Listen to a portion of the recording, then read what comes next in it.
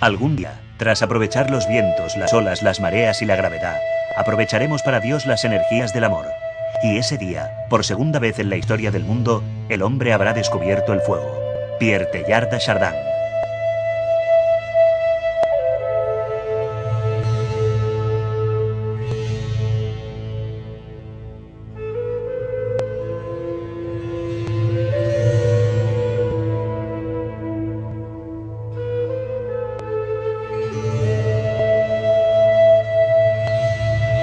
...2012...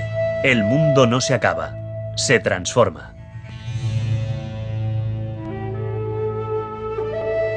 El pueblo maya de la antigüedad vivía en la península de Yucatán, en México. Crearon una civilización que fue de las más avanzadas de América.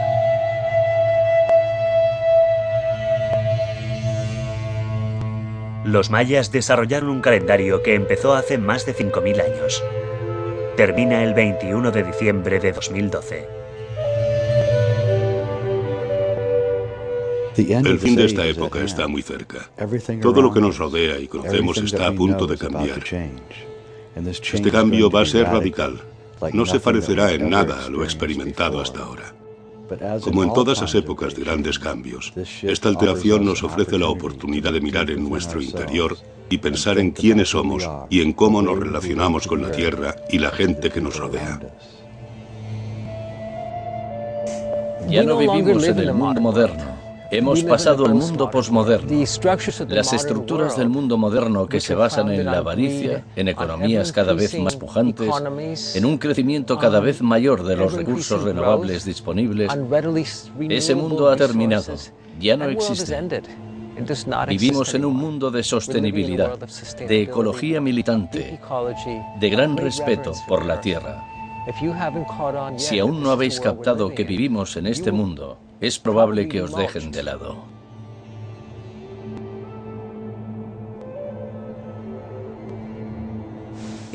No hace tanto que empecé a preguntarme por qué había tantas cosas a mi alrededor que se debatían en el caos. Ese caos me perseguía en sueños, mientras me preguntaba qué le pasaba al mundo. Mirar donde mirara había guerras, dolor e injusticias. Debido al flujo constante de malas noticias, los periódicos y la televisión se convirtieron en una carga insoportable, por lo cual dejé de ver las noticias. Desconecté del mundo y me retiré en la belleza de la naturaleza y la paz del bosque. Mientras la humanidad se torcía hacia un futuro incierto, la naturaleza me obsesionaba cada vez más. Aquí, todo está en equilibrio. Fue en uno de esos largos retiros en las montañas cerca de mi casa que empecé a preguntarme por qué todas las personas de mi entorno hablaban del año 2012. Era casi como si estuvieran esperando que algo sucediera durante ese intervalo. Un cambio repentino en la manera de tratar al mundo y al prójimo. Me habían dicho que el calendario maya vaticinaba una especie de gran final en el solsticio de invierno de 2012. Lo que me hizo reflexionar sobre si tanto hablar del año 2012 no implicaría algo más. Por eso decidí hacer un largo viaje en coche y preguntar a amigos y a otros su opinión sobre lo que puede pasar en el mundo en 2012. Abandoné las montañas y los bosques de la bella costa del noroeste del Pacífico y me dirigí hacia el sur, a Oregón y California. Al final, acabé viajando por todos los Estados Unidos. La realidad va a toda velocidad, hacia un punto omega inimaginable. El universo termina en una singularidad. Cada vez es más singular, más complejo, más único, más novedoso a medida que avanza en su existencia. Si eso es cierto, entonces representamos una especie de conpresencia de intención universal. No somos meros espectadores, ni un accidente cósmico, ni un elemento secundario, ni el coro griego de una acción principal. La experiencia humana es la acción principal. Al conducir el vehículo de la historia, mirando por el espejo retrovisor, Nos parece que vamos de cabeza hacia una pared de ladrillos a 160 kilómetros por hora. Parece ser que contaminamos la atmósfera, destrozamos los océanos y nos deshumanizamos. A la vez, le robamos el futuro a nuestros hijos. Yo creo que lo que está sucediendo es que estamos quemando los puentes, uno tras otro. Estamos quemando los puentes con el pasado. Lo realmente importante es dar valor a la experiencia personal. Desligarnos del fetichismo de los objetos de consumo, liberar la mente y dar poder a la imaginación. Entonces, creo que nos podemos sentir cómodos con lo que está sucediendo.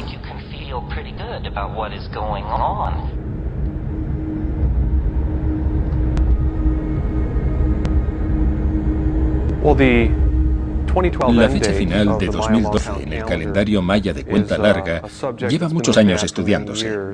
En mi caso, al final de la década de los 80 y principios de los 90, descubrí ese gran misterio sin resolver.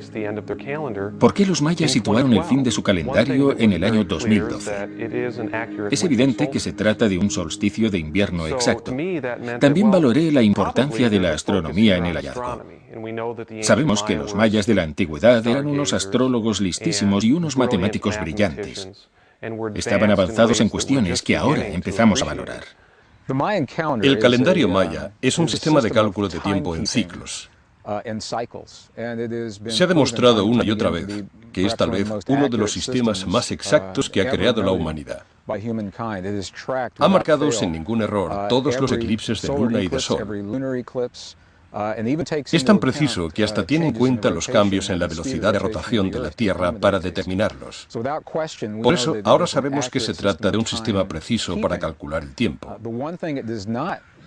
Sin embarro, lo que no tiene en cuenta es la respuesta humana en los ciclos temporales que detecta. Este ciclo temporal de 13 Bactuns es una gran era mundial en la mitología maya.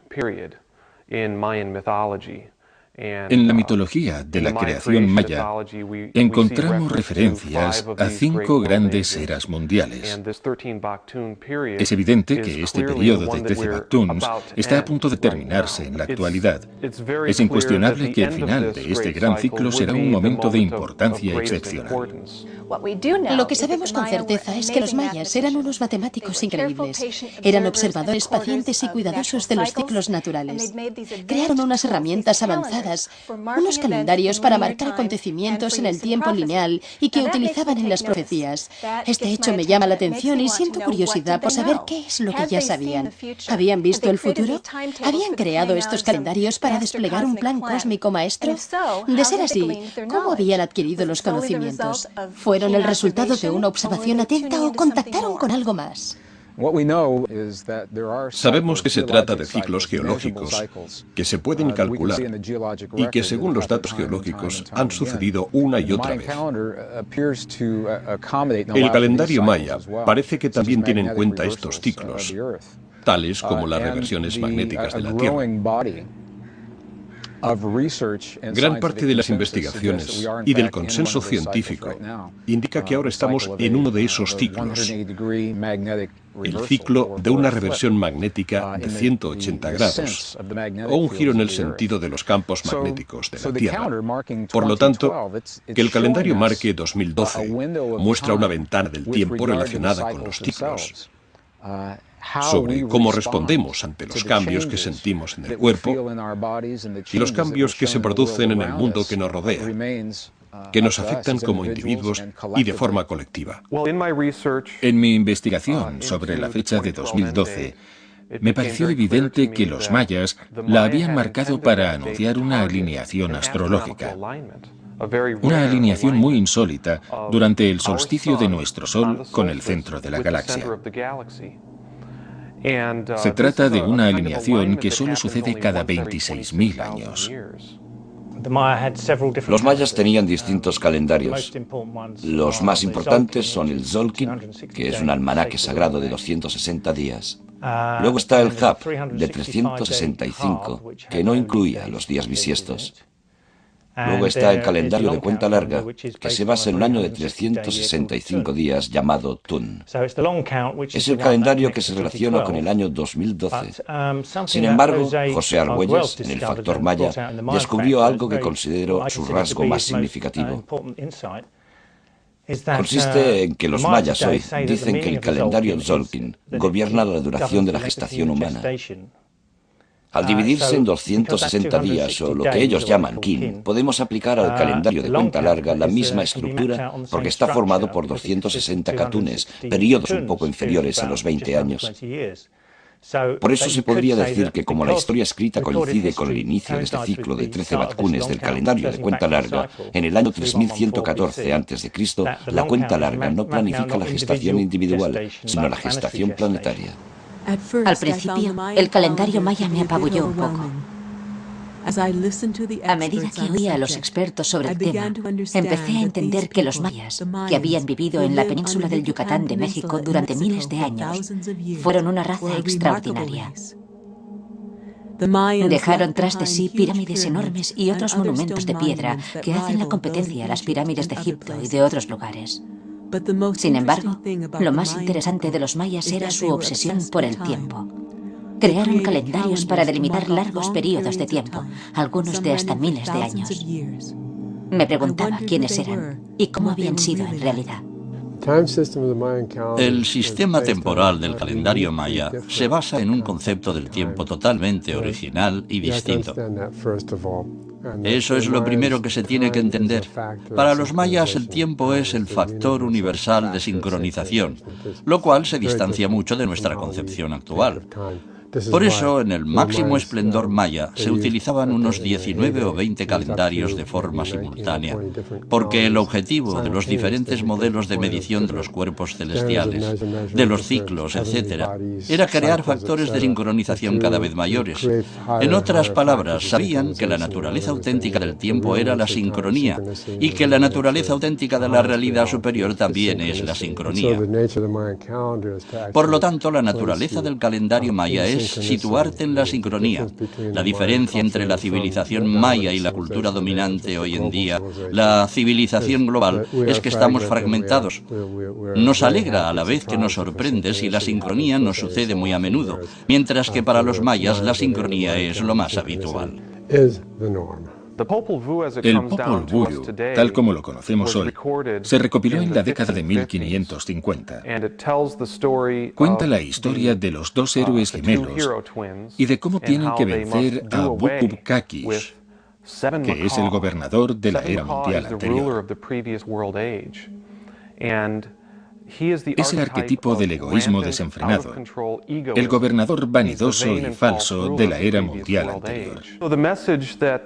El mensaje que transmite la mitología de la creación maya tiene que ver con la relación entre nuestro ego limitado y los seres divinos infinitos y eternos, que en la mitología de la creación maya quedan representados por Hun-Hunahpu, el padre de los héroes gemelos. Por lo tanto, toda la estructura mítica codifica procesos astronómicos. De hecho, la resurrección de Hun-Hunahpu al final de la era, en 2012, es una metáfora para nosotros que tenemos un ego limitado para que retomemos la conexión con los seres divinos. La mitología es un patrón para la astronomía. Es muy interesante porque Hun-Hunahpu representa el Sol.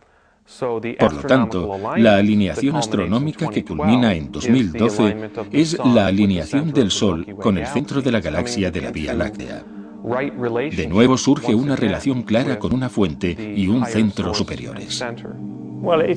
Es bastante increíble que una de las representaciones del dios maya del sol, Hun-Hunahpu, sea en la boca del jaguar sapo, que astronómicamente significa que el sol del solsticio de invierno cruza el ecuador, la alineación galáctica de 2012. Hun-Hunahpu está con los brazos en cruz. También hay una pequeña señal de la cruz que simboliza el cruce de la eclíptica con el plano galáctico. Además, El día sagrado de Jesús era el domingo.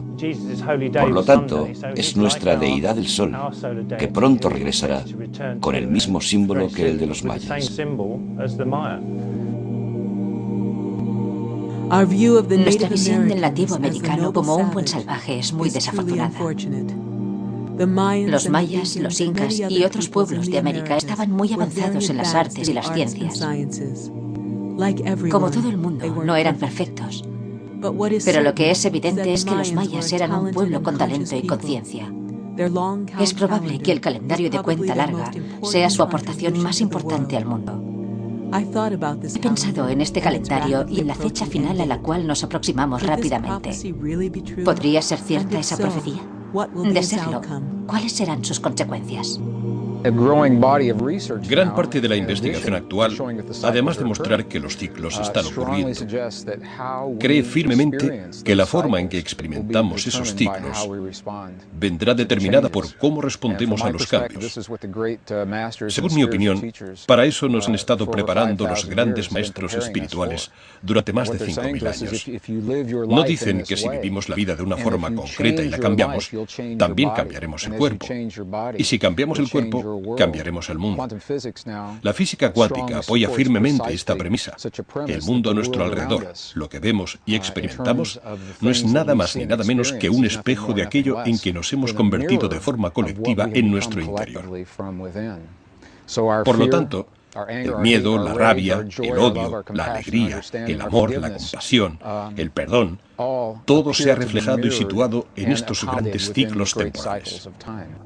La alineación galáctica es un concepto que se refiere a un proceso astronómico real. Es una alineación que culmina alrededor de 2012. Los astrónomos conocen este hecho. Se ha calculado.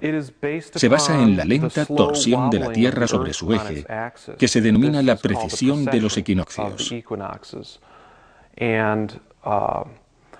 Una torsión completa tarda 26.000 años en realizarse. En efecto, cambia nuestra orientación angular en el resto de cielo, en el resto de marco galáctico. Uno de los efectos de la precesión es que la posición del Sol en el cielo cambia lentamente. Hay distintos tipos de rayos en el universo. Algunos los causan las supernovas, otros los cuásares, otros provienen del centro de la galaxia, lo que los mayas llamaban Hunapku. Cuando hablamos del rayo de sincronización galáctico, nos referimos a un rayo que proviene del centro de la galaxia y que está controlado de forma inteligente.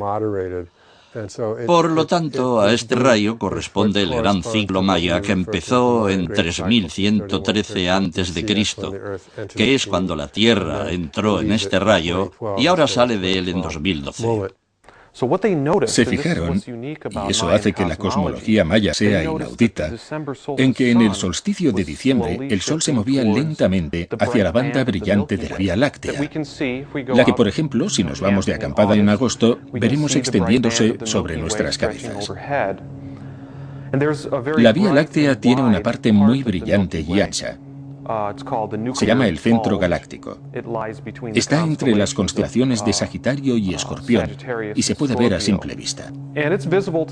A los mayas les parecía una parte muy interesante de la misma. El objetivo de este rayo es el de acelerar procesos, los procesos kármicos, que tienen que cumplirse. Por lo tanto, el punto máximo de este rayo será durante el 13º Baktun, que empezó hace un poco menos de 400 años.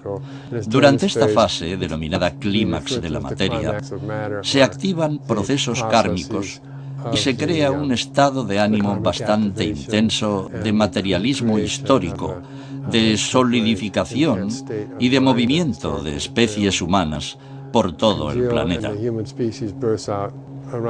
Esto tiene el objetivo de promover un proceso de incubación. Entonces los seres humanos se sincronizan y quedan totalmente reorganizados por el mismo proceso hasta que llegan al punto máximo en que se entra en una nueva fase que empezará en 2012. Por un lado, veían la Vía Láctea como una gran diosa, la Gran Madre. Este núcleo central se consideraba el seno de la Gran Madre. Entonces, tal como ya he comentado, se fijaron en que en el solsticio de diciembre, el Sol se movía lentamente hacia el lugar de renacimiento en el cielo. Los primeros astrónomos mayas, hace 2200 años, calcularon la precesión y previeron cuándo culminaría esta alineación. La alineación del Padre Sol y la Madre Galaxia. Eso es la alineación galáctica. Según los cálculos mayas, sucede en el 21 de diciembre de 2012. Los astrónomos modernos concluyeron que ahora mismo estamos en una zona de alineación galáctica, por lo cual los cálculos mayas dan justo en el clavo. Tanto si el fin de los tiempos es en 2012 como si no, deberíamos asumir que así será, para ponernos manos a la obra. Por otro lado, no anules tus compromisos para el año 2013, porque aunque sea el fin de los tiempos, los planetas seguirán dando vueltas y más vueltas. Tenía la mente en ebullición. Las visiones de rayos galácticos y gestaciones planetarias me superaban. ¿Podía ser verdad? Los mayas habían creado un sistema para decirnos a la gente del futuro hacia dónde nos dirigíamos y la que nos iba a caer encima. El tiempo era algo tangible que podíamos estructurar.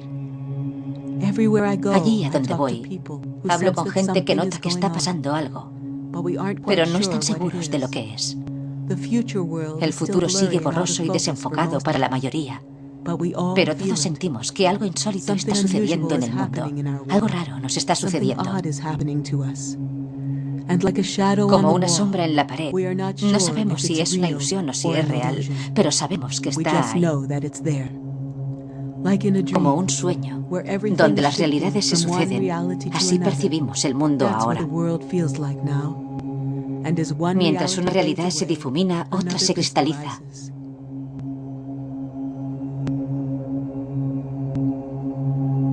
Jules es una de mis mejores amigas.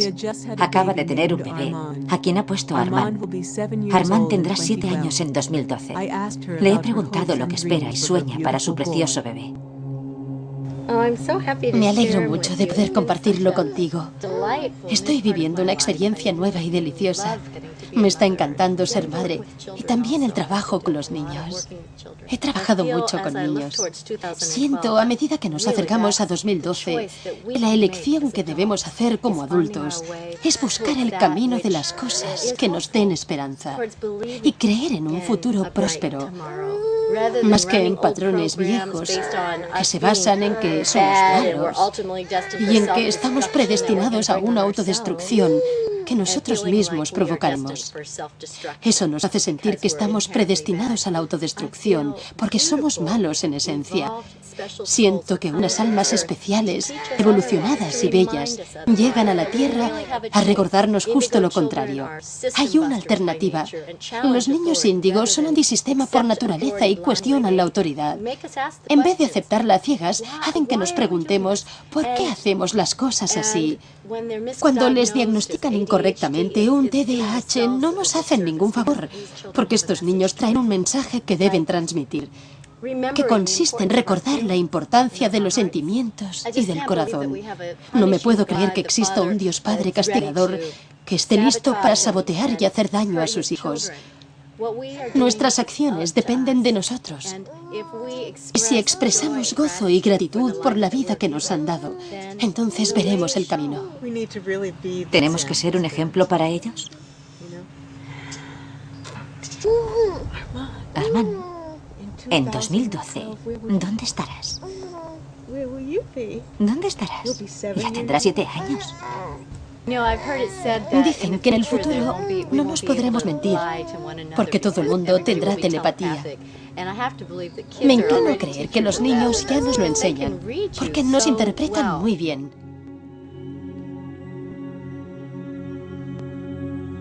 Mientras seguía mi investigación en busca de respuestas, descubrí que los mayas no fueron los únicos que comprendieron que el mundo tiene muchas capas de realidad. No fueron los únicos antepasados que entendieron que el pasado, el futuro y el presente puede que sean una misma acción que se sucede de forma simultánea. Podría ser que al final la experiencia del tiempo fuera solo una cuestión de perspectiva. En todo el planeta hay pueblos con mitos, leyendas y monumentos que nos pueden transmitir el mismo mensaje que los mayas. Creo que entendemos que este calendario nos muestra una oportunidad.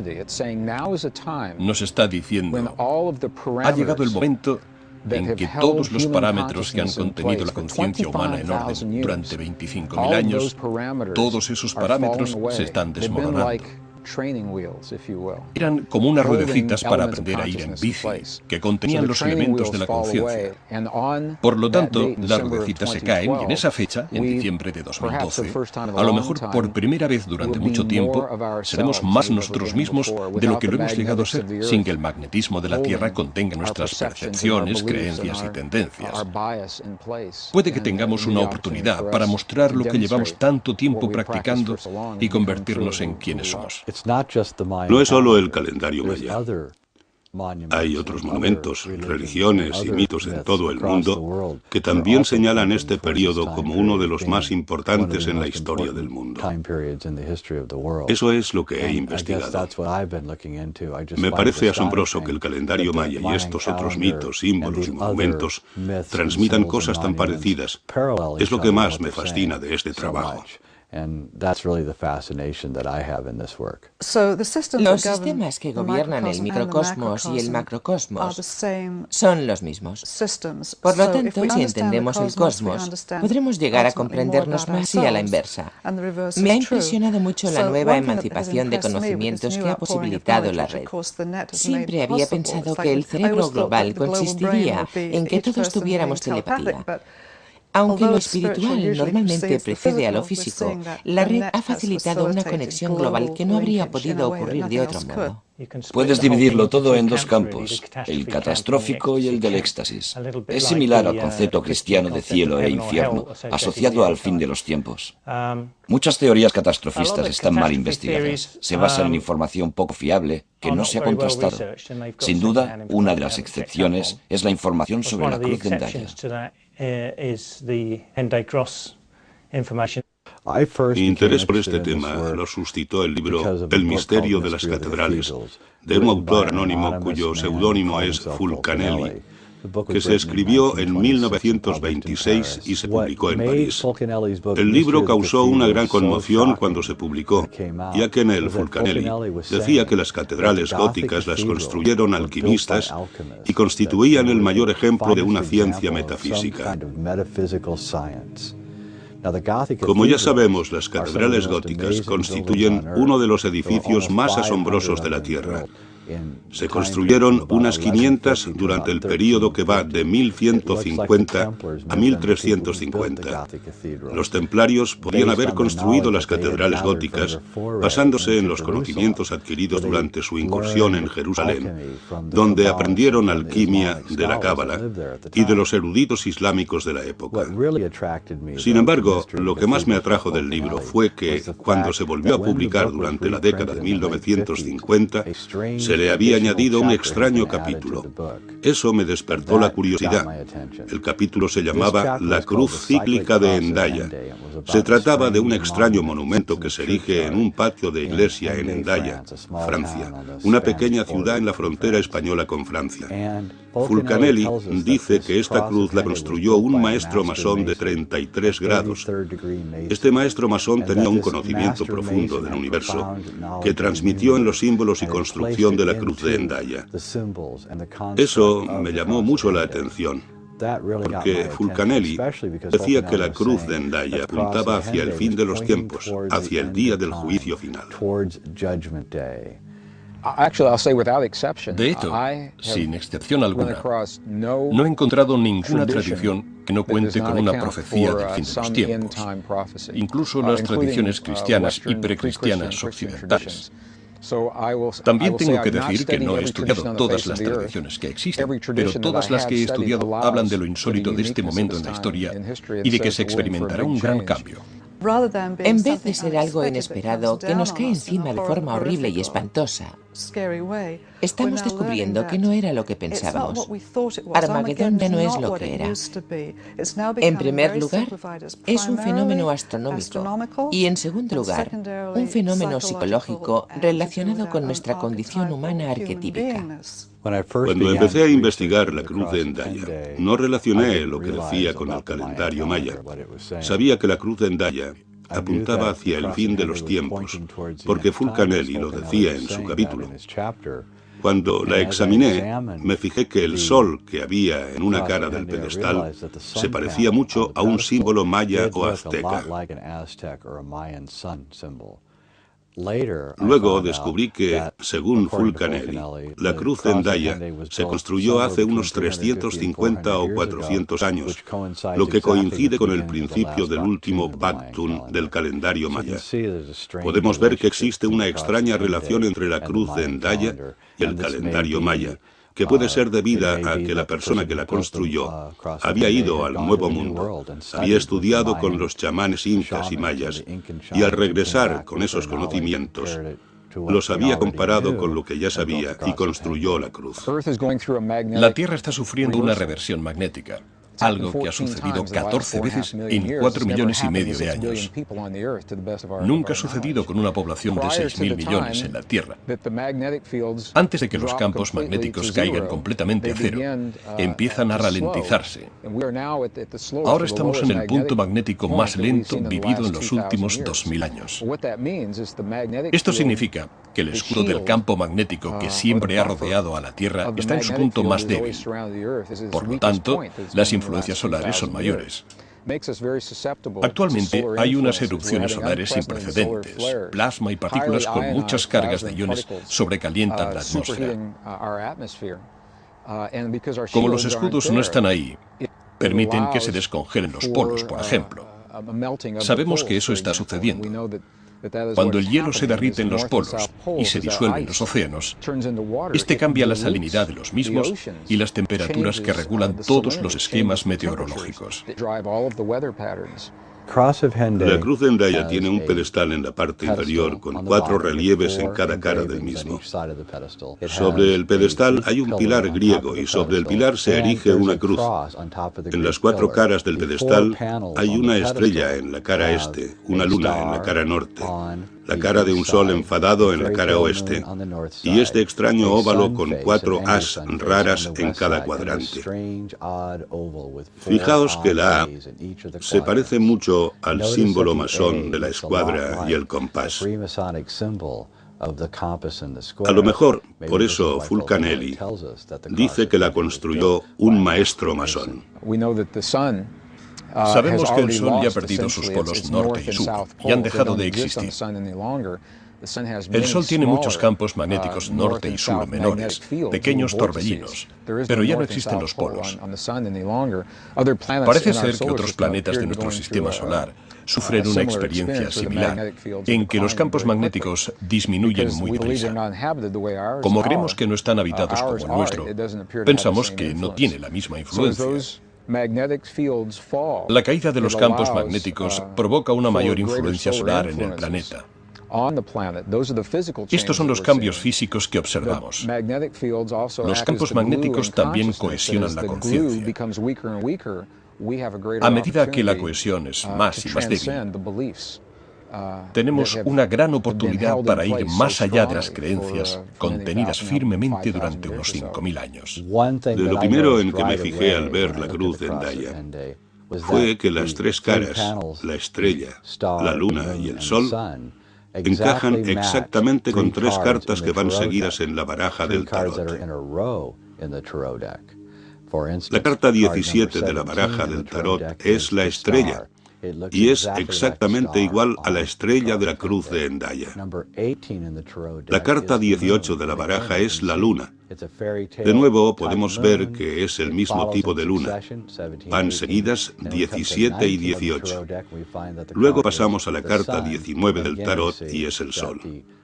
De nuevo, el motivo de la cara del sol se parece bastante al sol de la baraja. Lo más interesante de esta relación es que la carta que le sigue es la del día del juicio final, la 20, que es lo que describe la cruz de Hendaya, el día del juicio final. Los dos elementos, los parámetros físicos y la conciencia, se solapan. Los parámetros físicos parece ser que nos dan una oportunidad para cambiar los parámetros de la conciencia. Si somos conscientes de ello, podemos utilizar la oportunidad y decir, esta es la primera vez en mucho tiempo que soy capaz de hacer algo así. ¿Qué voy a hacer? Fulcanelli pasa gran parte del capítulo del libro hablando del extraño óvalo con las 4 as raras. Cuando me fijé en ese óvalo raro, lentamente me di cuenta de que estaba refiriéndose a la precesión de los equinoccios, que es el período de tiempo que tarda la Tierra en hacer una de sus torsiones. La Tierra tarda 26.000 años en hacer una torsión.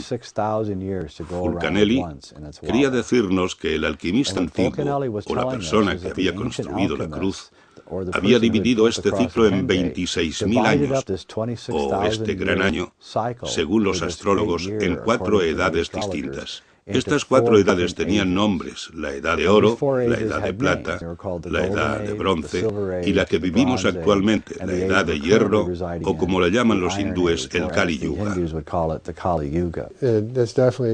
Estamos sincronizados con este último ciclo, y esta sincronización galáctica está en consonancia con el ciclo Kali Yuga, según las creencias hindúes. El Kali Yuga es el 4º y último yuga, y corresponde al punto en que el karma está más pesado. La amnesia es mayor, el recuerdo es mínimo y el materialismo es más denso. Lo que llamamos historia escrita es de verdad la historia de la edad de hierro. También es el último ciclo del calendario maya que describe cómo hemos entrado en la historia. La historia es, en este sentido, el inicio de nuestras especies. Hemos caído en el mayor grado de materialización, la mayor densificación de tiempo. Nuestra ciencia y nuestros estudiosos ya no se preocupan por lo espiritual, únicamente por lo temporal. Solo les preocupa lo material. Esto es una señal de que estamos en la edad de hierro. Como los campos magnéticos contenían la conciencia unida, las cosas que no son íntegras hacen implosión y se desmoronan por su propio peso. Por lo tanto, podemos aplicar estos conocimientos a la vida personal y a la vida global. A pesar de que no sea la única excusa de lo sucedido, nos puede ayudar a enmarcar y explicar a la gente lo que está sucediendo. El pedestal representa la visión de la Tierra. Desde la Tierra vemos las estrellas, la luna y el sol como las del pedestal. Podemos observar el paso del tiempo o del gran año mediante la precesión de los equinoccios, que representa el óvalo con las 4 as, siempre que el reloj gigante de 26.000 años que estamos mirando sea capaz de decirnos dónde estamos en el tiempo. Cada una de las edades marca una calidad del tiempo distinta. Los alquimistas creían que el plomo se podía convertir en oro. La importancia del mito radicaba en que se podía convertir la edad de hierro en la edad de oro. Una de las funciones de la alquimia es preparar a los humanos para que hagan el gran experimento de alquimia durante el fin de los tiempos, para que la edad de hierro se transforme en edad de oro y que nuestra era actual de densificación y materialización se libere en la edad de oro. Del plomo al oro. Eso sí que sería mágico. Si pudiera creer lo que me decían, había gente en el pasado que sabía que ocurriría algo fantástico en el futuro. Por eso crearon muchos sistemas para transmitir la información que sabían. La pregunta es, ¿seguimos escuchándoles? ¿Y si el mundo es un experimento gigantesco de alquimia y Dios es el alquimista? A lo mejor solo tiene que zarandear la botella de nuestra realidad y todo cambiará al instante.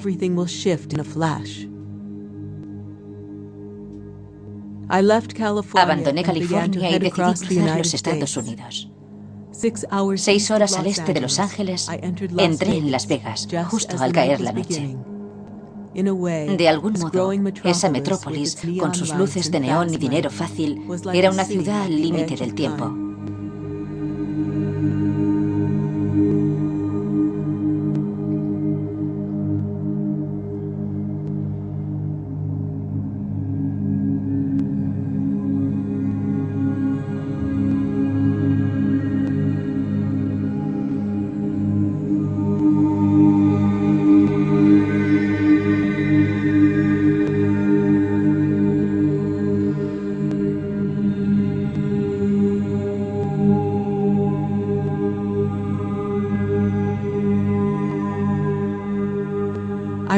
Reflexioné sobre la forma en que los humanos parecemos ser capaces de crear la propia realidad y me pregunté por qué nos habíamos hecho tan mala jugada.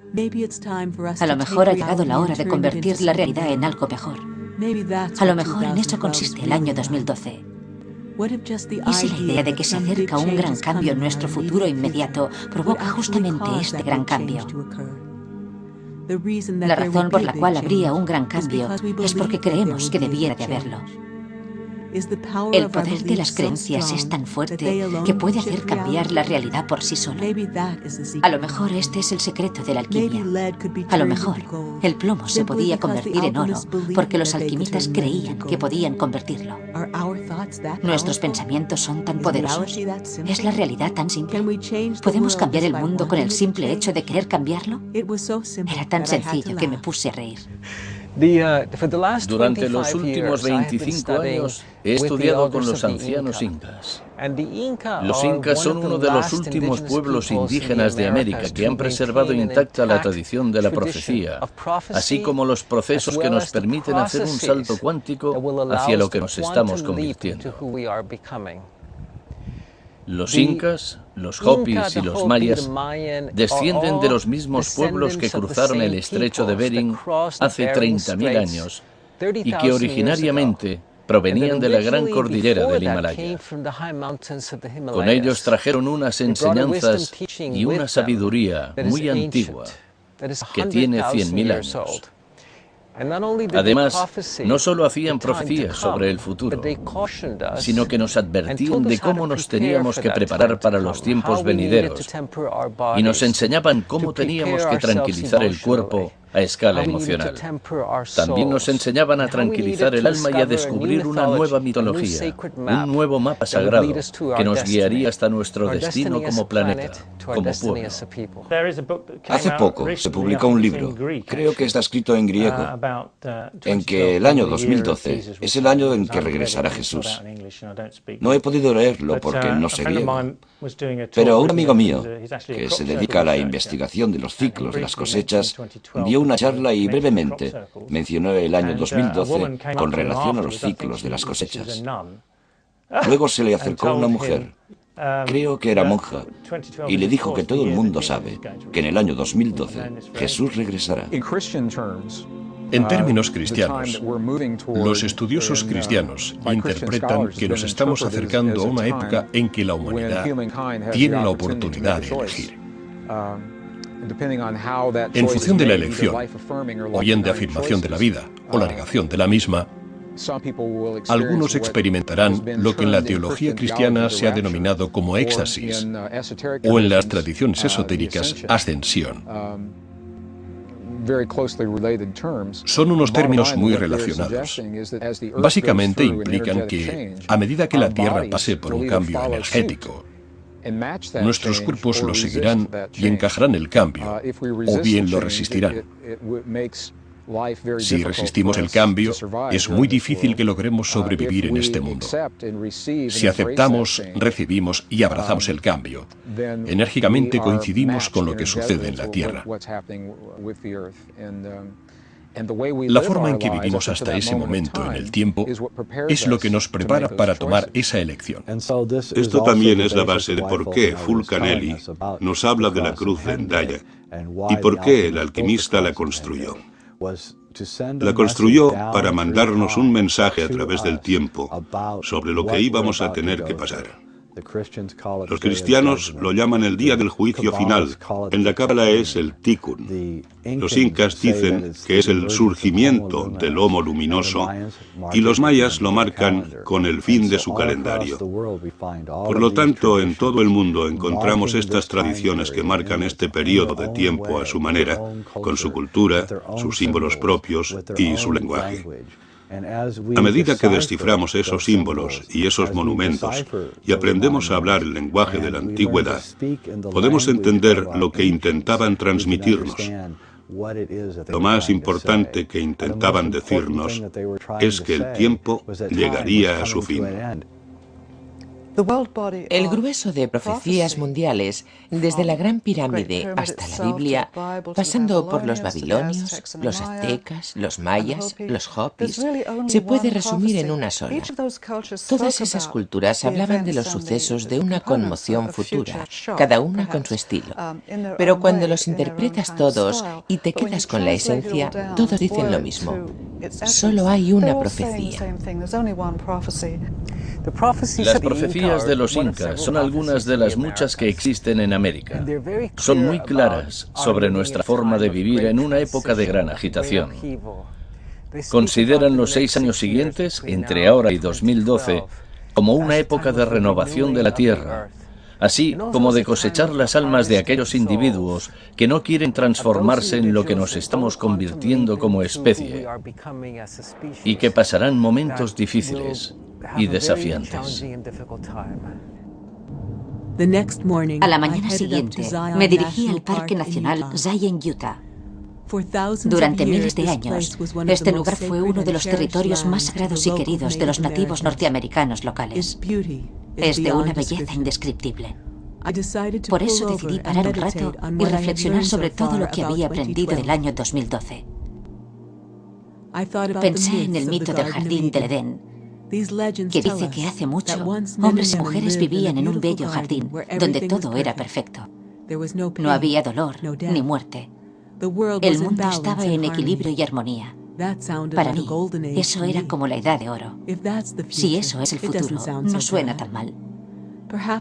A lo mejor el jardín del Edén también es un jardín de alquimia, donde se separa el plomo del oro, el futuro del pasado, y cualquier acción individual puede cambiarlo todo y puede iniciar el proceso final.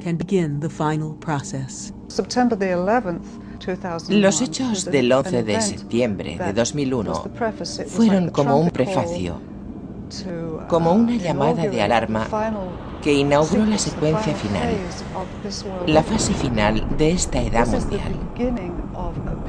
Este es el principio de un periodo de tiempo que nos prepara para la consumación de esta época y la restitución de todas las cosas. 2012, según el calendario maya, así como el de cuenta larga y el Tzolk'in, es la fecha que se cierne sobre nosotros mientras vemos esto. Podría ser maravilloso, terrible o todo a la vez, porque al final de los ciclos, lo bueno y lo malo se une de tal forma que es un periodo de grandes superaciones. Se trata de un periodo de tiempo de iniciación global que sacará lo mejor y peor de nosotros. ¿Cómo vamos a predecir lo que sucederá hasta entonces? Ya no vivimos en una democracia, sino en una mediocracia. Los medios de comunicación están creando y perpetuando un trance cultural al cual todos nos apuntamos. La persona que hoy en día quiere vivir totalmente despierta tiene que librarse del trance cultural que se perpetúa con el consumismo, la mecanización y la tecnología. Nos hemos olvidado de escribir poemas con bolígrafo. Nos hemos olvidado de vivir una vida épica. Creemos que con un ordenador más rápido, nuestro trabajo será mejor.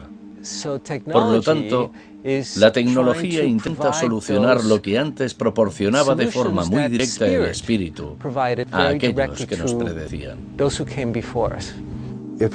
Si hemos empezado con la premisa del calendario maya, que se termina el 21 de diciembre de 2012, y luego atravesamos el Atlántico y encontramos otro monumento en un sistema y una cultura totalmente distintos, que predice el mismo acontecimiento exacto en el mismo momento, utilizando la alineación galáctica como eje, hay pruebas circunstanciales que señalan hacia una realidad innegable. Realmente, ese es nuestro destino como seres humanos. La moneda del planeta, la moneda global, se resume en 4 cosas: tierra, aire, fuego y agua. Ya hemos utilizado toda la tierra disponible, hemos utilizado toda la capa superior del suelo, hemos utilizado todo el aire disponible, hemos contaminado el aire y agujereado el ozono, hemos contaminado toda el agua disponible y además hemos subido la temperatura del planeta. Por lo tanto, vivimos gracias al crédito planetario y hemos contraído una gran deuda. La filosofía de compra ahora y paga luego nos ha llevado a la situación actual.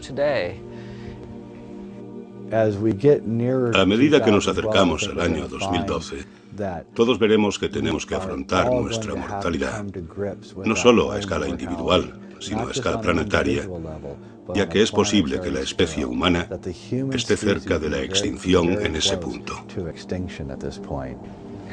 Vivimos en un planeta que aguanta de forma sostenible que 1.000 millones de personas vayan en bici al trabajo. Hay 7.000 millones y medio de personas que han conseguido subsistir cultivando todo el suelo disponible y talando todos los bosques vírgenes posibles. Estamos llegando a los máximos límites de sostenibilidad del planeta. El conocimiento de que podemos extinguirnos por nuestros propios actos nos hará madurar, nos hará tener una visión más adulta del mundo, de que no somos inmortales, sino mortales, y de que tenemos que dejar un mundo para nuestros hijos.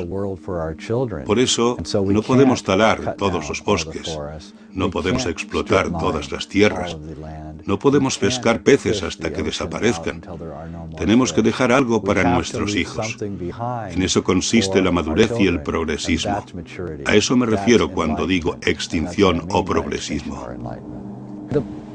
El peligro al que nos enfrentamos no es una crisis debida únicamente al calentamiento global, ni al hecho que los casquetes polares se estén derritiendo, sino a la repercusión de unos elementos con los otros. Son crisis que repercuten las unas con las otras. Que los casquetes polares se derritan provoca una ralentización de la corriente del Golfo, que a su vez provoca un aumento de los niveles del mar y un calentamiento de la Tierra acelerado. Hoy en día, en Europa, los mayores defensores de una legislación para prevenir el calentamiento global son las empresas aseguradoras, porque valoran el gran riesgo que tienen y el gasto tremendo que representaría tan solo uno de estos cataclismos, o mucho peor, 2. Por todo el planeta, en todas las culturas y pueblos distintos, vemos que al final todos somos iguales. Todos respiramos el mismo aire y compartimos la misma tierra. A lo mejor también compartimos una memoria colectiva de nuestro futuro que está emergiendo justo ahora. ¿Podría ser que cuando nos alcance el año 2012 tengamos por fin la oportunidad de remodelar el futuro? Todos los que esperan que el 21 de diciembre de 2012 suceda algo apocalíptico se van a llevar una gran decepción. No será un acto digno de mención. No pasará nada, porque ya está pasando ahora, hoy. Mientras veis la película, sucede en el interior de cada uno de vosotros. Es un proceso de alquimia, de descomposición, de deshacerse de lo que ha muerto en nuestro interior y de hacer que nazca lo que nos aporta un destino colectivo. Está sucediendo en este mismo instante. De forma universal, la gente de todos los continentes me hace 2 preguntas.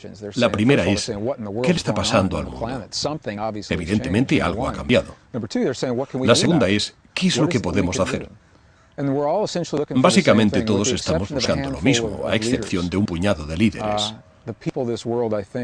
La gente del mundo creo que está preparada de verdad para recibir algo más que el sufrimiento del último siglo, con guerras y derramamientos de sangre.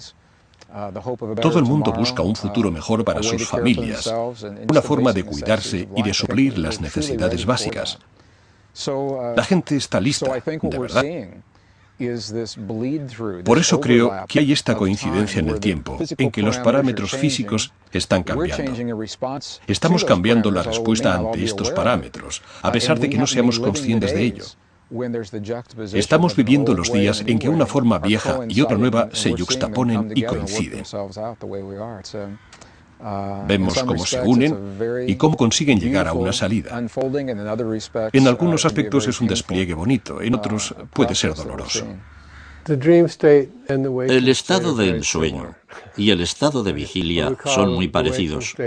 Lo que llamamos estado de vigilia es cuando vamos por el mundo tal como es, con aeropuertos, cajeros automáticos, tiendas, dinero y todas esas cosas. Se trata de un sueño acordado de forma colectiva. Todos hemos acordado hacerlo de esta forma. Los locos son aquellos que ven más allá. Les parece demasiado y no lo pueden soportar. Entonces les llamamos locos. Veo la iniciación de 2012 como una iniciación para el mundo occidental, de verdad. A la gente que aún sigue empapada en la filosofía, el pensamiento y la ciencia occidentales, les servirá para entender que todo proviene del mismo lugar. Todos estamos hechos de la misma energía. Y eso se puede aplicar a nuestras experiencias individuales, por lo cual podemos enfocar la vida con una certeza espiritual e intelectual basada en la experiencia directa. Cuando recuperamos los textos antiguos, vemos que durante los últimos 5000 años la transmisión de sabiduría de los que nos han precedido nos ha dejado instrucciones para ayudarnos durante este periodo en el tiempo. Casi de forma universal, nuestros antecesores conocían esta convergencia de ciclos. En el lenguaje de su época decían, si eres capaz de hacer esto en la vida, cambiará tu cuerpo. Y al cambiar el cuerpo, te podrás adaptar a los cambios de la Tierra. Porque al final los cuerpos están hechos del mismo material que la Tierra. Y lo que pasa en la Tierra repercute en ellos. El magnetismo que afecta a la Tierra también afecta al cuerpo. Cuando sufrimos una crisis grave, nos desmoronamos. En el chamanismo se conoce como desarticulación. Puede ser una experiencia de iniciación individual por la que pasa el chamán, un acontecimiento que dé un vuelco en la vida de alguien, o puede ser una angustia universal en que el mundo está en confusión y todo es insostenible. Esta es la naturaleza de la angustia universal. Todo es insostenible por la falta de recursos. En ese momento tan cargado es cuando aparece lo trascendente, ese algo que soluciona y armoniza las cosas. A medida que nos acercamos al final del calendario maya, al fin de los tiempos según la cruz de Hendaya, vamos a realizar un giro consciente, porque la historia es una iniciación. Es como decir que del caos final se obtiene la sincronía. Actualmente esto se aprende en el conjunto de Mandelbrot y en la física cuántica. Tenemos todos los conocimientos y herramientas que nos posibilitan establecer los puntos de contacto para al menos modelar cómo vamos a pasar por los rápidos. Ahora estamos en las aguas bravas de la historia y todos pasaremos por esta experiencia, una iniciación sublime. ¿Cuántos querrían una vida para experimentar lo mejor y lo peor que nos puede ofrecer la época? Aquí la tienen. Y hemos dejado atrás muchas profecías oscuras. Creo que es importante que esto se entienda, tanto si nos referimos al código bíblico, que solo predice posibilidades cuánticas, o la visión remota de esas posibilidades cuánticas. Ya hemos dejado atrás muchas predicciones funestas. No es que las hayamos sobrevivido, sino que hemos reescrito el código de conciencia y hemos tomado un camino distinto, por lo cual nunca se han desplegado. Desde ese enfoque, creo que el año 2012 funcionará igual. Ciertamente podrían desplegarse algunas posibilidades de lo más funestas. ¿Es posible? Sí. ¿Tienen que suceder? Creo que no. Creo que lo estamos decidiendo ahora con estas conversaciones, viviendo de forma consciente, con decisión, y siendo amables con el prójimo, con el cajero de la tienda de comestibles, o con el camarero que te toma nota en el restaurante a donde irás esta noche, o con el conductor que se ha equivocado en la autovía y orientas. Estos pequeños actos individuales contribuyen de forma colectiva a nuestra respuesta en este momento de la historia. Y todos tenemos un papel vital en el camino, que va más allá de 2012. Siempre dicen que tenemos que encontrar la fase que había antes de que naciéramos. Esto se representa en algunas tradiciones. En eso consiste, en disolver todas las relaciones e identificaciones que te habían dicho que eran necesarias para tener éxito en esta realidad. Se tienen que disolver todas porque no nos están ayudando. Es evidente que los pueblos del pasado, nuestros antepasados de la antigüedad, veían el mundo con una perspectiva distinta a la nuestra. Estaban más en contacto con la naturaleza, con el cosmos, con el prójimo. Es como la diferencia entre la ciudad y el bosque. En el bosque, la tranquilidad nos ayuda a recordar no solo quiénes somos, sino también lo que sabemos. Nuestro potencial parece atrofiarse en el mundo moderno. Estamos perdiendo la habilidad de pensar en la existencia de un nuevo mundo. A lo mejor, tenemos que asemejarnos más a los chamanes, a los alquimistas. La causa de nuestros problemas, desde la guerra hasta la contaminación, ¿no será que el mundo exterior nos distrae tanto que no escuchamos nuestras voces interiores? ¿No será que el ruido del mundo moderno es tan estridente que ahoga la verdad de nuestro ser? En la cosmología de América hay tres mundos. Está el mundo medio en que vivimos. Luego está el mundo inferior, que está en el interior de la Tierra, que lo podríamos comparar con los dominios inconscientes de la psique de la mente.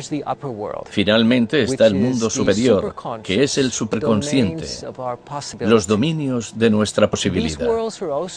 Estos mundos también están asociados al tiempo. El mundo inferior es el pasado. Cuando nuestros antepasados habitaban la Tierra, era su momento y su lugar. El mundo medio es el presente. Y el mundo superior es el futuro. Parece que nos aproximamos a un punto en que se provocará una experiencia Kundalini en masa. Shakti subirá por la columna para unirse a Shiva, que vendrá de arriba. Así se consigue la unión universal, en que se aniquila el ego, el éxtasis, que de hecho significa estar fuera del cuerpo, y el final de la dualidad del ego. Todo esto parece entrelazarse en esta interpretación. También se puede relacionar con la profecía peruana, en que tenemos los tres cosmos del chamanismo: el mundo superior, el inferior y el actual. Dicen que esto es lo que va a pasar. Tras el año 2012, volveremos a estar en la Edad de Oro, porque el mundo superior y el inferior habrán convergido en el actual, igual que Shiva bajando y Shakti subiendo para encontrarse. Los alquimistas y los europeos de la antigüedad creían que había tres mundos. Había la Tierra Alta, la Tierra Media y la Tierra Baja, muy parecidas a la cosmología del Tolkien en El Señor de los Anillos. Las catedrales y sus campanarios tenían la función de atraer la energía de la Tierra Alta, y el pozo debajo de la catedral también atraía la energía de la Tierra Baja. Había una unión alquimista del mundo alto y del mundo bajo en el suelo de las catedrales. En el mito de la creación maori, Rangi, el dios cielo, y Papa, la diosa tierra, se unen. lo que denominan como caerá el telón. Investigando un poco más, se descubrió que la traducción correcta era el velo se disolverá. Así que la disolución del velo y el encuentro del cielo y la tierra también quedan recogidos en el concepto de iluminación del Kundalini. Si vivías en un pueblo pescador, tenías que llevar a los pescadores donde hubiera pesca al día siguiente. Por lo tanto, el chamán era capaz de viajar hasta el mundo superior y descubrir dónde estarían los peces o el bisón al día siguiente, o viajar lo suficiente lejos para descubrir en qué se convertiría su pueblo al cabo de 10.000 años, recibir esa información, hacerla llegar a su pueblo y personificarla. De esta forma, participaban conscientemente en la evolución. Tiraban un anzuelo al futuro y recuperaban la información sobre nuestra evolución como especie hasta el presente, para poder así informar a los miembros del pueblo. En relación a la alineación galáctica de 2012, creo que cuando nos alineemos con el centro galáctico, será como si equilibráramos las fuerzas positivas y negativas. Cuando esto suceda, estimulará el movimiento superior de la energía Kundalini. Es el Shakti divino, la energía de la diosa que fluye por nosotros para transformarnos la conciencia. El mundo superior e inferior que se abrazan en el mundo medio. La unión de las energías masculinas y femeninas, Shiva y Shakti. La unión sagrada. ¿No sería bonito? Hombres y mujeres que se quisieran y respetaran de verdad. Esta idea podría cambiar el mundo. A medida que seguía meditando sobre el mensaje de 2012, me preguntaba si habría habido otros grandes pensadores que hubieran reflexionado sobre el dilema del mundo moderno. ¿Habría otros filósofos o líderes espirituales que pudieran contestar mis múltiples preguntas? Fue entonces cuando descubrí las palabras de un sencillo cura católico que vivió en Francia a principios del siglo XX. Le llamaban Teilhard de Chardin. El padre de Chardin había reflexionado mucho sobre lo que estaba pasando y hacia dónde nos dirigíamos. El místico cristiano Teilhard de Chardin escribió hace bastante tiempo que una angustia universal la puede provocar cualquier cosa. Es una cuestión de escala.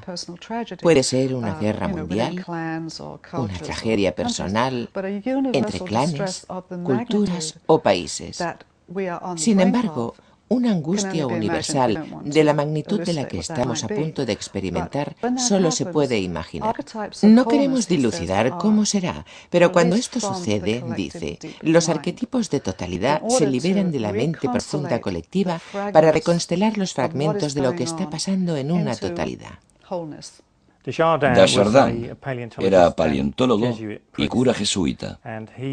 Intentó lo que nos parece imposible, combinar la arqueología con el catolicismo. De algún modo formuló el principio de complejidad-conciencia, en que, a medida que el cerebro es más complejo, la humanidad se dirige a un punto en que de golpe se relaciona telepáticamente. La naturaleza de los sistemas de vida en la Tierra, dominados por la civilización humana, al haber entrado en esta fase global, han acelerado los sistemas de la biosfera hasta tal grado que dentro de poco se podría predecir que la biosfera tendrá que cambiar su naturaleza.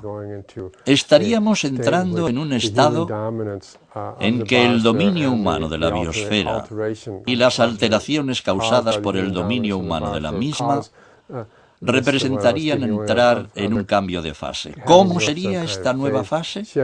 Se decidió que esta nueva fase sería la noosfera, que la Tierra adquiriría su mente consciente. La mente consciente de la Tierra es una función de las especies humanas que entran en un estado radicalmente alterado de consciencia sin ego, en que se normalizan los procesos paranormales y parapsicológicos. La unificación de la mente de la Tierra es, de hecho, la unificación telepática de la mente humana. Porque los humanos están dispersos por toda la Tierra. La unificación telepática es lo que crea la noosfera. Pero esta unificación no puede desarrollarse si no se cultivan los estados no relacionados con el yo.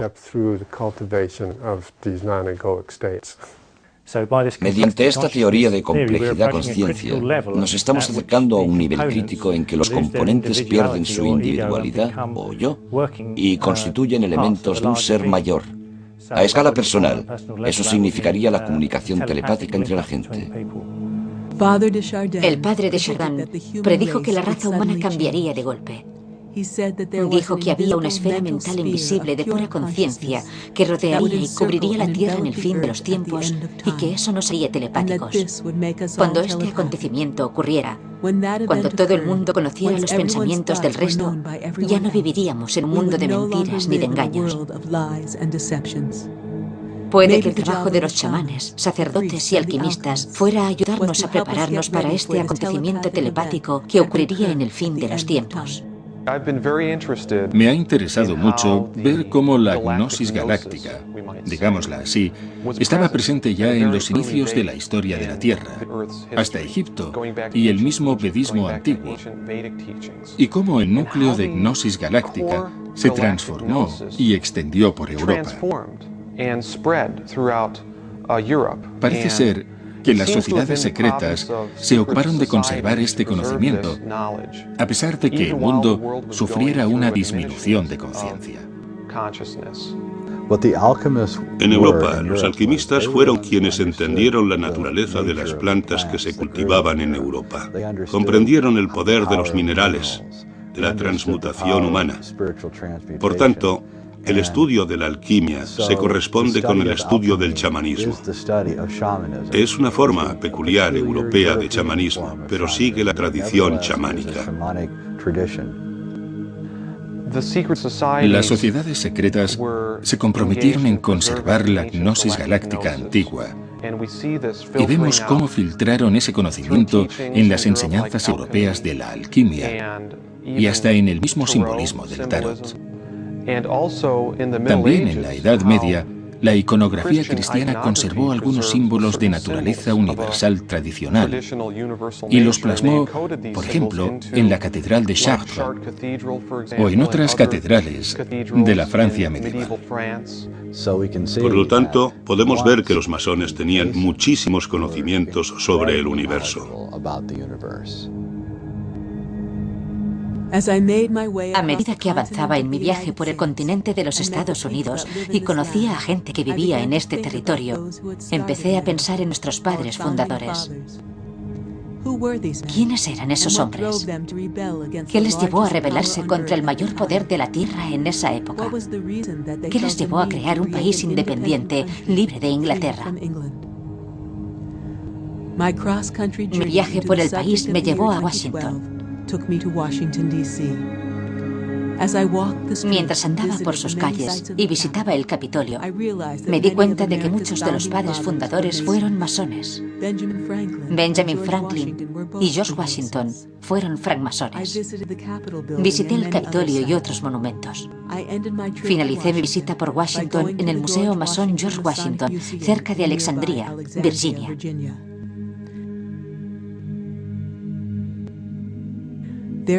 Ahí estaba, nuestro presidente, con su delantal masón. Tenía el símbolo de la escuadra y el compás, parecido a las extrañas as de la cruz de Hendaya. Me preguntaba qué relación tendría todo esto. Conduciendo desde Washington, me dirigí hacia el sur, con su clima más cálido. Empezó a llover cuando llegué al pequeño pueblo de Elberton, en Georgia.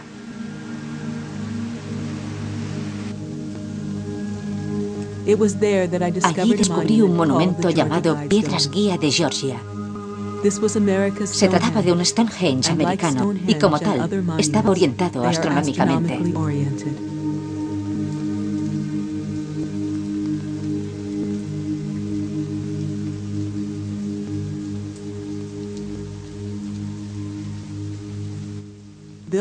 En un pequeño llano, cerca de las montañas Apalaches de Georgia, se erigen estas losas enormes de granito.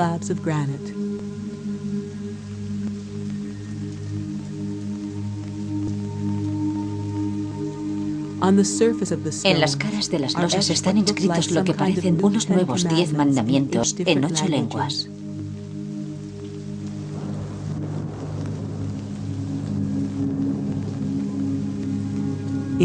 Inglés, árabe, chino, hebreo, hindú, ruso, español y suajili. Gary Jones es el editor del diario local, el Elberton Star. Le pregunté sobre el monumento. Quería saber qué representaba y quién lo había construido. En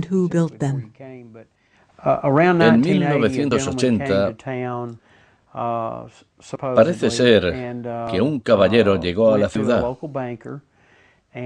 Fue a ver al banquero local y le pidió si le podía ayudar a localizar una empresa de granito para construir un monumento para el futuro. Se llamaba R.C. Christian. Era un apodo que él mismo se puso para relacionarse con la gente de la zona. No quiso que nadie conociera su identidad. El banquero local con quien habló se llamaba Wyatt Martin. Con ayuda profesional, encontraron algunas empresas de granito que supieron construir las piedras guías en la escala que ese tipo se había imaginado. Siempre que se habla de los orígenes del monumento, sale el nombre de R.C. Christian, pero no sé de dónde proviene.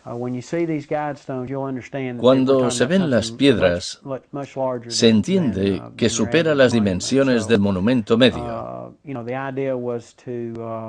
Por eso se tuvo que ayudar al señor Christian a encontrar a alguien que pudiera trabajar a una escala tan enorme.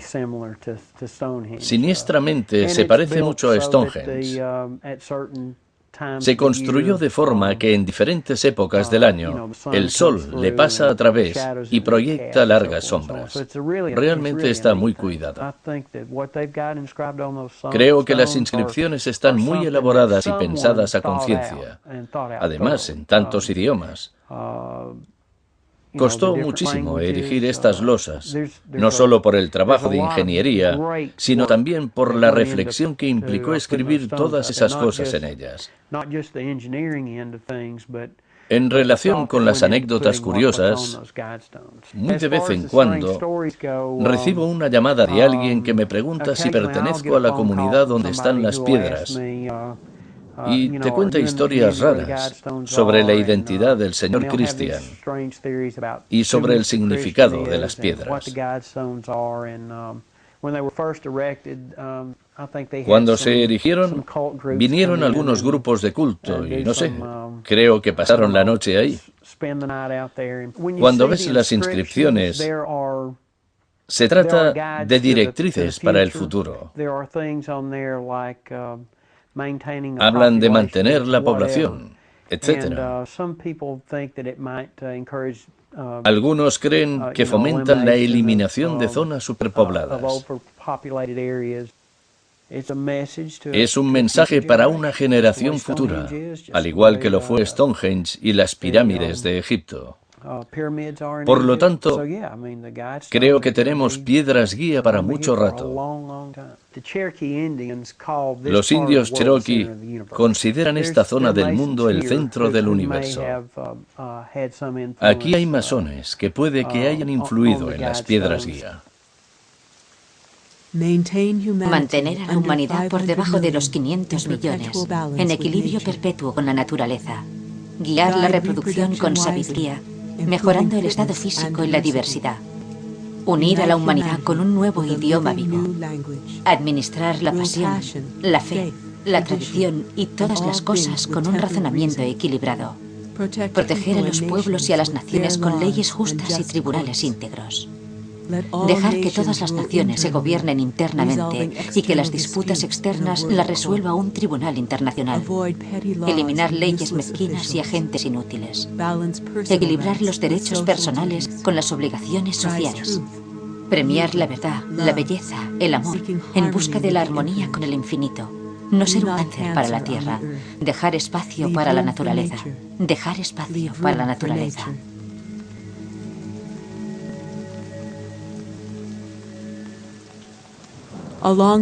En la parte superior de las piedras guía, en lo alto del monumento, hay un mensaje escrito en 4 lenguas antiguas.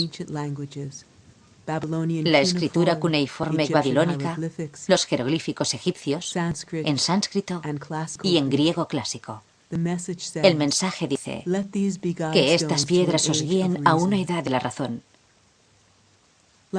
Como mensaje para el futuro, las piedras guías parece que nos dicen cómo vivir de una forma nueva.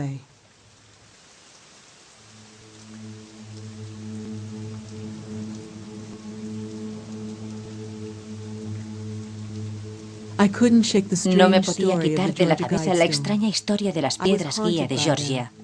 Su mensaje me perseguía. Sentía curiosidad por el extraño caballero, R.C. Christian, que las había construido. ¿Por qué había permanecido en el anonimato? ¿R.C. Christian era alquimista o masón?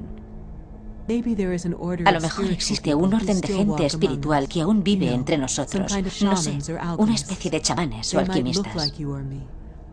Puede que se parezcan a nosotros físicamente, pero que sean más conscientes que nosotros, porque conocen el futuro y conservan poderes secretos mentales que nosotros hemos perdido. En el viaje de vuelta por los Estados Unidos, me detuve en el aeropuerto de Denver para quedar con un amigo. Como tenía una hora libre, me paseé por el aeropuerto. En bastantes sitios, descubrí que habían pintado unos grandes murales. Estos murales son espectaculares y me impresionó su arte y sus mensajes conmovedores.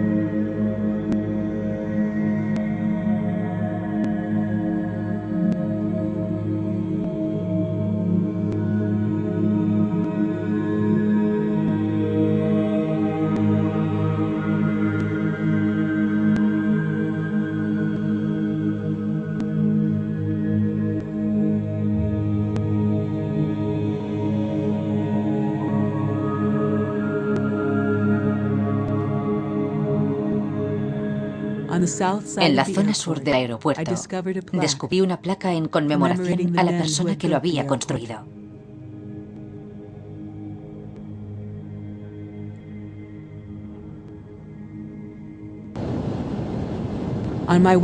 Saliendo de Denver, tuve la gran suerte de encontrarme con 3 ancianos incas. Habían viajado desde las montañas de Perú para contar al mundo la leyenda de Pachacutí y de su profecía sobre el fin de los tiempos, que me dijeron que ocurriría sobre el año 2012.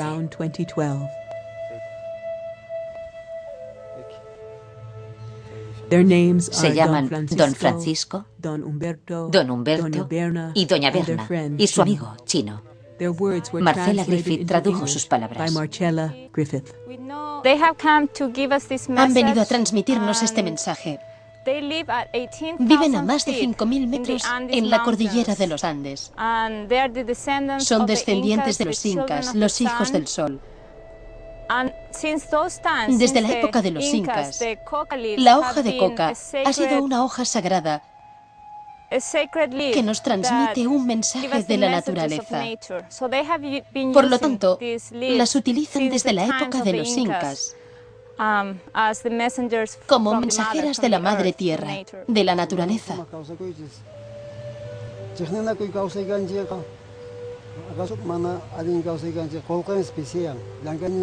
Don Humberto dice que en esta vida tenemos que compartir y vivir en comunidad, sin celos ni competiciones, sino unidos y compartiendo.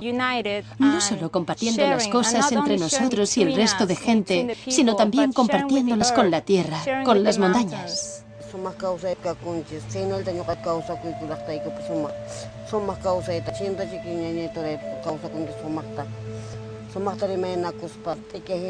Doña Bernardina está de acuerdo en que debemos vivir en comunidad, como una familia que vive en una casa y comparte las cosas.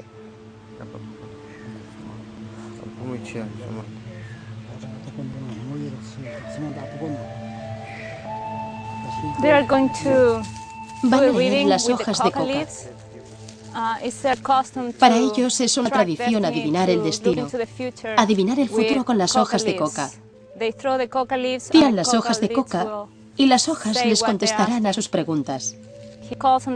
Invoca a los espíritus de las montañas y a la tierra para que nos diga lo que quiere saber. Las profecías hablan de Pachacutic.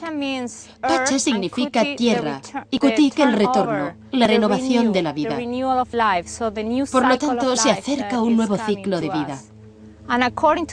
Según las profecías, esto sucederá próximamente. Ya está sucediendo, pero culminará cuando llegue la nueva época, durante los próximos 6 años. Las profecías hablan del año 2012 y del 21 de diciembre, como la fecha cuando el tiempo empezará una nueva raza,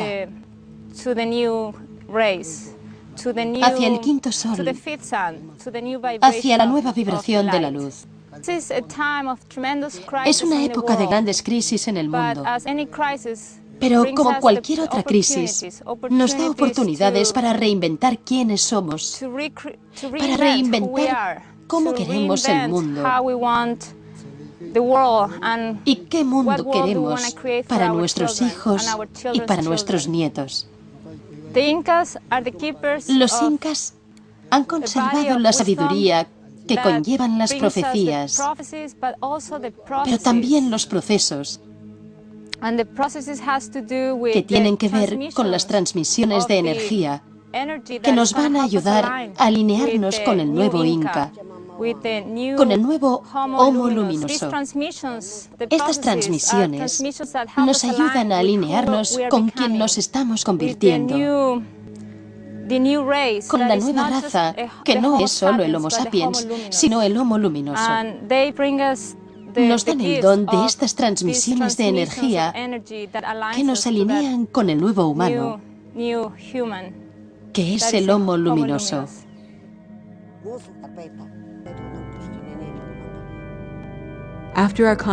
Tras nuestra charla, doña Berna me bendijo.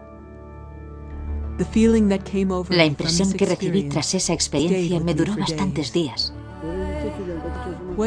Qué alegría haber podido conocer a esa gente tan arraigada a la tierra, tan pacífica, sabia y conocedora de tantas cosas.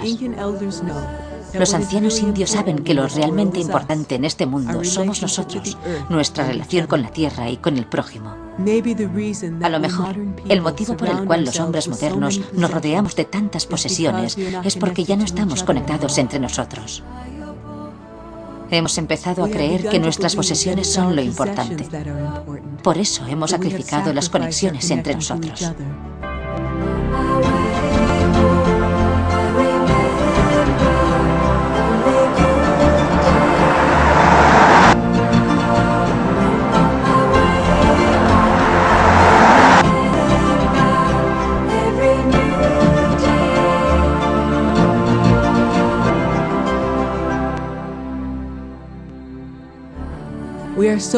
Tenemos tanto miedo de perder nuestras posesiones que intentamos protegerlas con muros, ejércitos y policías.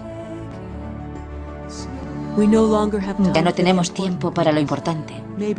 A lo mejor por eso parece que el tiempo se acelere ante nosotros. Ya no tenemos tiempo para querernos. Ya no tenemos tiempo para la calma. A lo mejor lo que los incas, los mayas, los alquimistas, los chamanes, los yogis y los sacerdotes están haciendo es enseñarnos a vivir. Tienen un mensaje que no podemos desdeñar.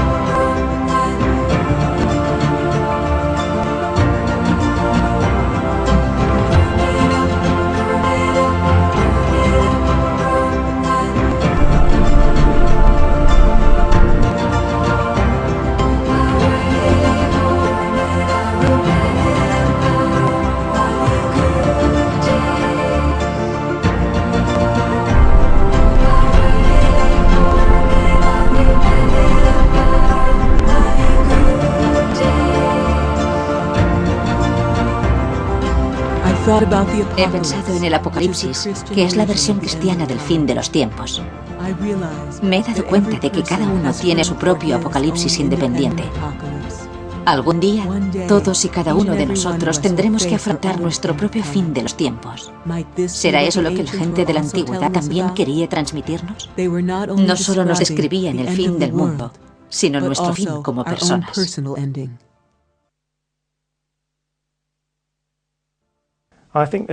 Creo que cada vez la telepatía surgirá más porque es probable que los cambios en la Tierra vayan en aumento, algo que ya está sucediendo. Además, ya he visto un aumento de la telepatía en mis amigos y mi familia. Estaremos en una nueva realidad. Viviremos un proceso en que experimentaremos el principio de la noosfera, la mente telepática de la Tierra. Hay un ciclo de engranaje hasta la próxima estabilización. Será un periodo muy dinámico entre aproximadamente el solsticio de invierno de 2012 y el 26 de julio de 2013. En ese punto llegaremos a la nueva sincronización galáctica. Sí, creo que la conciencia concentrada en 2012 ha tenido una especie de efecto sociológico. Cuanta más conciencia podamos verter, más sacaremos de la transformación. ¿Qué sucederá en el año 2012? Qué interesante. Podría no pasar nada. Podría ser el final de algo épico. Este es el misterio que se está resolviendo ahora. Nuestra tarea actual consiste en viajar por las líneas del tiempo hacia el futuro e invitar al futuro a tirar hacia atrás, como la mano de un gigante, y nos dé un empujón hacia el mejor futuro posible, que no necesariamente será el más probable. El más probable tendrá agujeros mayores en la capa de ozono, más contaminación y más población. Tenemos que aspirar al mejor futuro posible, no al más probable, por muy improbable que parezca. Hay un grupo de ancianos incas, mayas y hopis que se sientan a meditar y que resiguen la línea temporal del planeta para buscar el mejor futuro posible para sus nietos. El mundo que queremos que hereden nuestros hijos. No un mundo probable, sino posible. Nuestra oración para el 2012 invitaría a los espectadores a vivir plenamente, a conciencia, siendo amables con el prójimo y preguntándose cómo pueden dar el mayor servicio todos los días de su vida. ¿Qué pueden hacer para mejorar el mundo? Vayan a donde vayan, ¿cómo pueden mejorar el lugar donde estaban? Al hacerlo de forma individual, en los sitios o con el prójimo, nos convertimos en personas mejores, que viven siguiendo este código de conducta. En virtud de esto, creamos un mundo mejor. Así, todos compartiremos una oración colectiva que diga que 2012 es el camino hacia la oportunidad. Cógela y aprovéchala.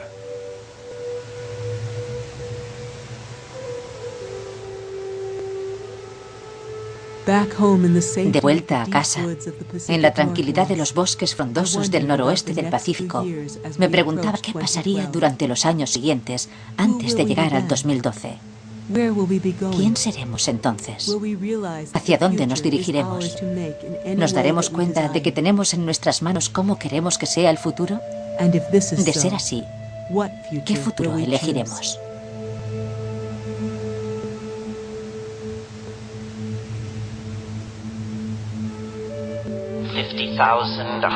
Hace 50.000, 100.000, 1 millón de años. Bueno, hace poco se entrecruzó la cultura, la creación de herramientas, la creación de mitos, la danza, la poesía, la canción y el cuento. Esto creó el escenario que dio pie a la historia, el proceso increíblemente insólito que se consume a sí mismo y que ha durado los últimos 20.000 o 15.000 años. De hecho, esto le está sucediendo a la matriz espacio-tiempo, en la cual el tiempo está acelerando. Es una situación de gran desestabilización. Es una caostrofe en el proceso de existir. Empieza con el equilibrio de los animales mediante la selección natural y termina con un Internet global que transmite información electrónica y con especies que utilizan el lenguaje arrojando sus instrumentos hacia las estrellas. Ha habido más cambios desde 1960 que en los miles de años anteriores. Ha habido más cambios desde 1992 que en los miles de años anteriores. El cambio se está acelerando. Invención, conexión, hibridación de ideas, algoritmos matemáticos, conectividad de la gente, sistemas sociales. Todo se está acelerando de forma violenta. Eso es lo que hace la historia tan interesante. Es como un tren de mercancías descontrolado en una noche de tormenta. Por lo tanto, la historia se está terminando. La historia es un proceso de gestación, es como una metamorfosis, es un episodio en la vida de las especies, es un periodo de alto riesgo, es la transformación que sufre la mariposa en el capullo o el bebé en el seno materno. Es un proceso de gestación en que una forma de vida se transforma en otra. Es un viaje hacia la presencia de la mente gigante, en que la Tierra es un todo coherente. Es un ser con intenciones, que siente y piensa. Lo que debemos hacer, creo, es ver nuestro futuro en la imaginación. Catalizar la imaginación y formar relaciones simbióticas con las plantas, así como reafirmar los valores arcaicos y expandir la buena noticia de que lo que está descontrolado, pero de hecho está muriendo, es un mundo que era demasiado pesado con su orgullo desmedido, demasiado estirado con su sistema de valores falsos y demasiado deshumanizado para preocuparse por lo que le pasaba a sus propios hijos.